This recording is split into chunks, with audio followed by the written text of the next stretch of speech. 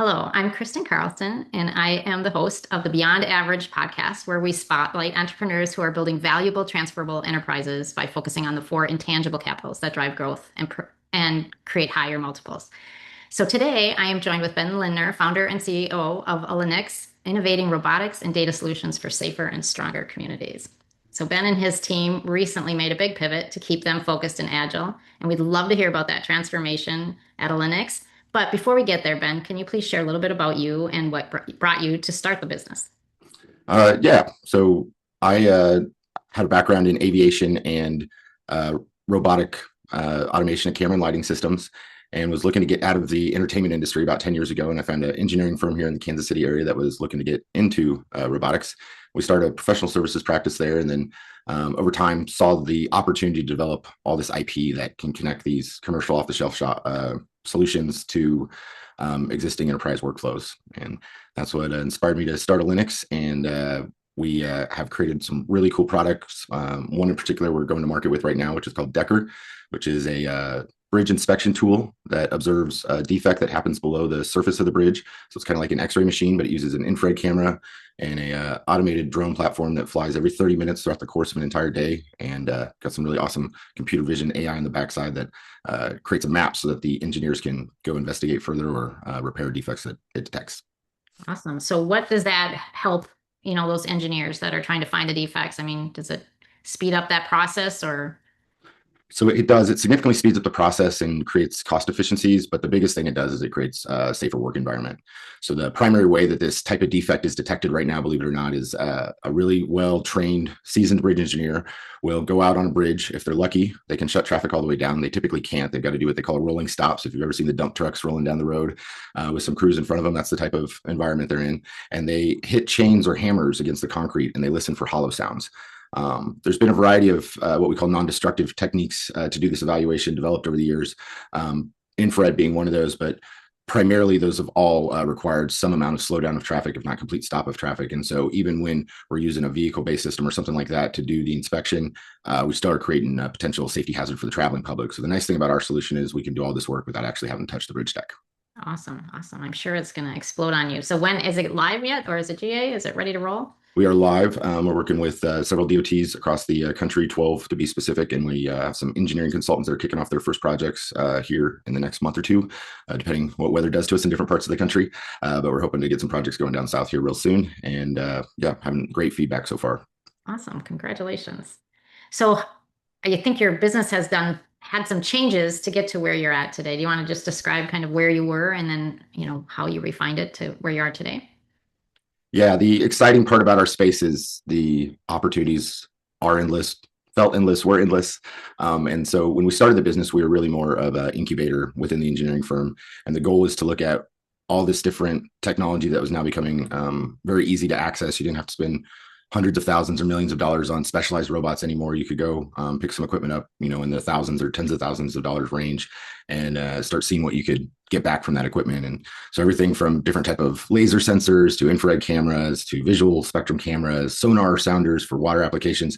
Really, this world of robotics that's been enabled by all the inexpensive sensors and processors that were developed for smartphones was kind of the basis of the incubator. Was let's see what we can do with that. And then on the flip side, how do we get subjectivity and manual processing out of the actual data products that those create? So the main pivot has been really seeing what came out of that and what the team was passionate about taking to market.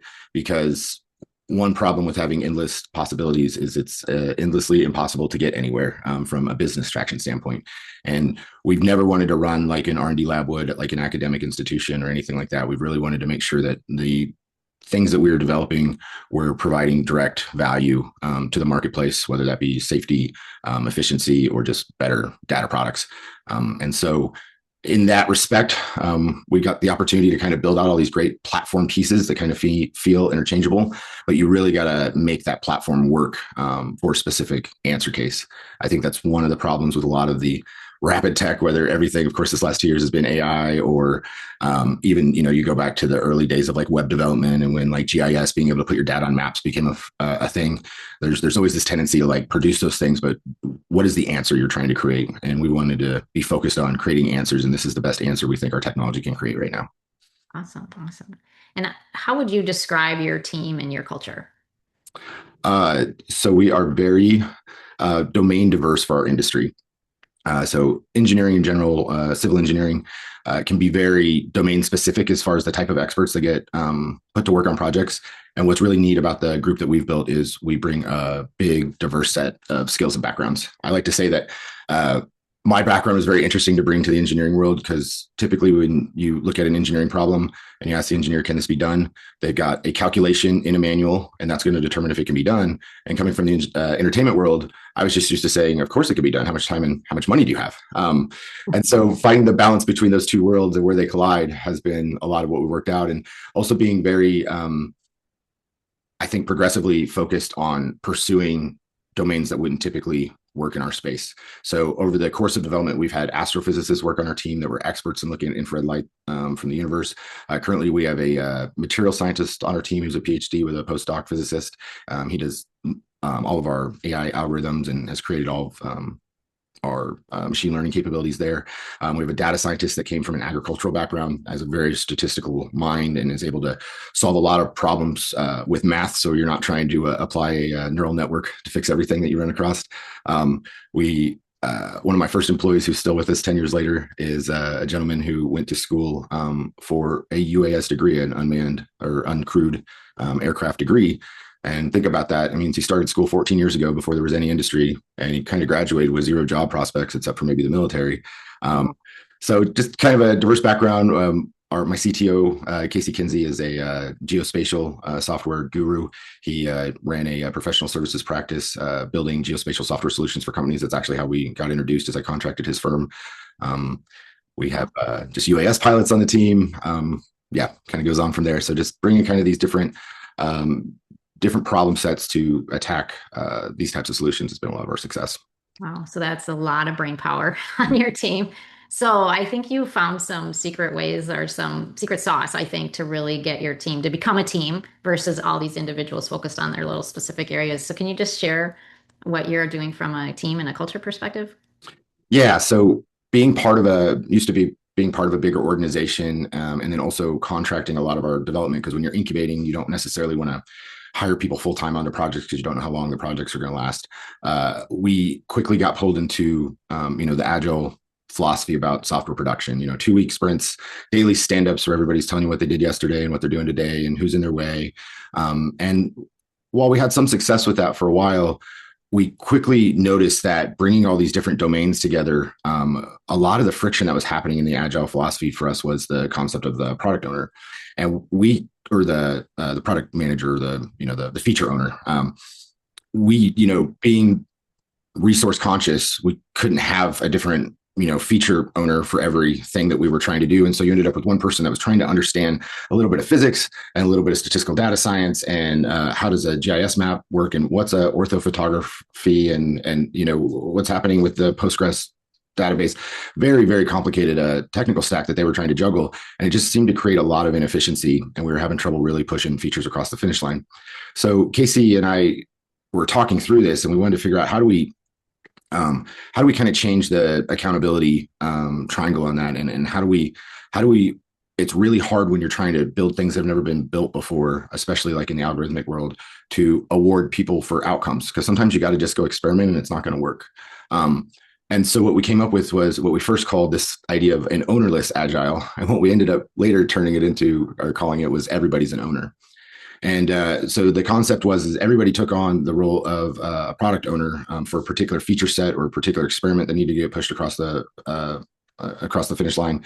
And it was their job to coordinate with the rest of the team to bring all the different domains into play. So if you need to go work with a heavy Python developer that really understands how to work with the database, it's not one person that's trying to translate to that. It's the person who's trying to build the feature, and getting rewarded on how well you got everybody to work together on that feature was really the concept. Well, I'm not sure that ever really got to come all the way to fruition and how we dreamed it would. And again, our team's pretty small. There's 11 of us. What ended up setting us up for that we honestly did not have the foresight, and it ended up being a happy accident, was the AI agents. So now when we're working with Claude Code, what's fun about the concept is we had already set up is like we had our physicist like building UI some days, and he would call up a UI designer and say, "Hey, I'm stuck on this. Can you help me?" And what's neat is they kind of learned all of the vocabulary and the concepts that they needed to be really effective at working with the AI agents now. And so we have these really sophisticated prompts that we've built out where one person on the team, whether it be the physicist, data scientist, front end developer, back end developer, will have this set of tooling that they will prompt to go do all the different pieces. And then we still lean on each other, and we still have to coordinate with each other when we run into blockers. But it's really produced a tremendous amount of efficiency that's coming out of the team now. And I think the product philosophy, the product building philosophy that we had built set us up really nicely for it. Cool. And I'm sure it has just shrunk that window of producing all this, right? So Yep. amazing. We're going pushing features really fast. We're a year and a half ahead of our roadmap on a particular AI feature. Nobody saw that coming. So okay, that's really exciting. And so what have your stand-ups turned into then? What do you do for your stand-ups? So that was the other piece is after we kind of figured out this ownerless philosophy, we realized that stand-up, maybe it had always been that way, but it definitely felt like it was just an opportunity for everybody to justify their job. And that culture felt uncomfortable because it felt like it was creating opportunities for mistrust and opportunities for conflict that didn't need to arise. And the other piece was when you have like test pilots involved in your program and you're a small team, do they get excluded from stand up? And we have our office manager who is orchestrating all the different accounting and expense reporting needs and things like that. Do they get excluded from stand up? Like just the people that have the quote unquote real deep technical chops, or do they all just go off to a meeting and meet on their own? And so we didn't like any of how that was shaping up. And so we wanted to bring the whole team together, and we wanted to do it in a way where it stopped being this, how do I justify what I did yesterday? And it started being, how do we build trust? And one of the things when you're working with a group of really smart people is I think really smart people question everything. And I think like trust and partnership is one of the hardest things to build. And also like being able to be vulnerable with each other, because not everybody's going to have a great day at work every day. And how do you set up the team for that? So I had been working with a local sales consultant, and they did a goal settings workshop earlier this year for me and a few people on my team. And there were some really neat exercises that came out of that, were things that like I'd over the years, just some of it I had just instinctually learned to do and make part of my productivity practice. And I thought like, nobody's talking to a physicist about what head trash are you battling this week? And if you got that out of your way, how much further do you get? So what we've done is we've developed this 5-day cadence. And so Monday is a journaling prompt. We typically like that to be around something positive. So it's, what are you grateful for? Who are you grateful in your life? It can be personal, it can be professional, as their team member that you're really grateful for that helped you through something recently. Tuesday is what we call Head Trash Tuesday. So we all try and identify some gremlin of thought that's in our way. So I'm not good enough, or the thing I'm working on is too hard, and I bit off too big a chunk, or whatever that is. And we have this tool that we work through that's called NERD. And so you got to name your head trash. You got to empathize with yourself about your head trash. So it's okay. A lot of people don't always feel good enough at the thing that they're doing. And then you got to restate your head trash. I am good enough. I'm the best person to do this job right now. And then you got to figure out some way to do or take action to get around that. Wednesdays, we do our micro goals. So this is probably the closest thing to Agile, but it's basically what is a SMART goal? What is something specific, measurable that you can execute on and then read out on at the following week on Wednesday. And sometimes those end up being personal goals. It might be, you know what, I got away from going to the gym this week and I've been feeling like not the greatest at work, so I'm going to start going back to the gym. Thursdays, our vision. So it has to be something that is 5 years in the future. It can be about the company, or it can be about your personal life. And what I love about those is when the people decide to share something about their personal vision. And what I like to remind people is it gives the rest of us motivation to work as hard as we work, because we want to help each other all succeed at those vision items. And then Fridays is always celebration. So we just got out of our celebration day to day. And I celebrated that I'm happy that I no longer run a consultancy and I run a product company. And this time of year where everybody seems to slow down and everybody's got to miss for either travel or getting sick at Thanksgiving, I don't have to be worried about billable hours. So that was my celebration today. Well, it sounds like the basis of your book that you're going to write someday. So that's so awesome. And of course, as a coach, I love it that you have each day specified and they come to the table bringing their ideas and their thoughts and their vision. What a great way to really build trust in a team. So. I'll give you, if I have another minute or two with you, I'll give you one twist. Yes. So apparently super smart intellectual people that can sit down at computers and make them do anything they ask them to are not always the biggest fans of talking about their feelings. Yes, true that. Give my team credit. They did their best, but there was definitely times they got uncomfortable. Well, like a lot of people, I'm using tools like ChatGPT and other things to help with my productivity. And so I had this notebook going in ChatGPT that was helping me come up with unique prompts. So it didn't feel like it was the same thing every day. And one day I typed in, give me a nerd prompt, just assuming it was going to know what I meant. And it didn't. It typed out everything I was asking for in almost like a Dungeon and Dragons-esque. Oh my gosh. And that was the best nerd day we ever had. Everybody took on the role of the character and they described it, and it just felt like people were sharing it a way they hadn't shared before. So Wow. that's the take that we take, is every week is a theme. So a few weeks ago was a space odyssey theme, and every prompt, you're cruising through the galaxy, we're trying to do all these amazing things. What are you grateful for? You got a space monster chasing you through the nebula. What's the trash that's holding you back this week, et cetera, et cetera. And it's getting so much participation that people are taking it so seriously that they literally are posting sometimes several page responses, Wow. because we don't have time to share that in stand up, obviously. But they really embrace like being able to talk about these really difficult things, but being able to put a little bit of distance between it just being about them, and they get to kind of play this character and we got a nerdy bunch, and I say that in the best way. They make up weapons, and we end up with graphics of the weapons that they're using to slay the particular monster that Oh is my the gosh. I Trash, bet. the Goblin. We were all talking this morning about next week is really going to be about this time in between the holidays, where we got to either focus down and get all the details out of our way so we're not procrastinating them when we get back, or we got to use the downtime when we can't do the detail thing to think about what we're doing next. And so we were brainstorming a little bit as a team and trying to figure out what the theme of next week should be. And obviously it has to be holiday themed because it's the time of year. And the one of our interns actually made a suggestion, and let me grab the name here. The Frost Spectre of Work Paralysis. And so, deep within the iced over corridors of the Holiday Citadel drifts a silent floating creature known only as the Frost Spectre of Work Paralysis.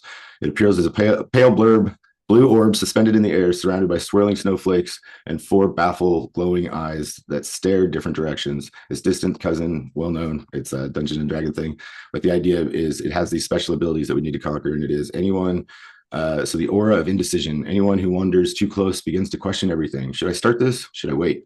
Should I check on something else first? The paralysis grows stronger the longer you stand in its field. The glacial time warp. Its presence bends time like a snow globe, shaken in slow motion. Hours slip by unnoticed. Productivity fails.